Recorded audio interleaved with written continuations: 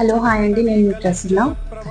మనందరికీ తెలిసిందే కదా కోల్కతాలో జరిగిన ఇన్సిడెంట్ గురించి. యా ఇప్పుడు నైట్ షిఫ్ట్ జాబ్ చేయాలి అన్న పేరెంట్స్ భయపడుతున్నారు తమ ఆడపిల్లలకి బయట పంపించడానికి. ఇలాంటి సిచ్యువేషన్ వచ్చినందుకు మనం ఎలా ఫీల్ అవ్వాలనేది అది మీకు వదిలేస్తాము. ఆడపిల్లలకి రూల్స్ అండ్ రెగ్యులేషన్స్ చాలా పెడుతున్నారు కదా, ఇలా ఉండాలి, ఇలా ఉండకూడదు, వీళ్ళతో మాట్లాడకూడదు, ఇంటికి తొందరగా రావాలి, లేట్కి వెళ్ళబోతున్నసి. ఇవన్నీ ఆడపిల్లలకు ఇస్తున్నప్పుడు ఇంకా స్కూల్స్ లో కూడా, కాలేజెస్ లో కూడా గుడ్ టచ్ చేయండి, బ్యాడ్ టచ్ చేయండి అనేసి చెప్తున్నారే తప్ప, అలాగే మగ సంతానం ఉన్న పేరెంట్స్ తీసుకోవాల్సిన ఫస్ట్ రెస్పాన్సిబిలిటీ ఏంటంటే, మీరు మీ కొడుకులకి ఇది కరెక్ట్, ఇది రాంగ్ అనేది మీరు చెప్పాలి.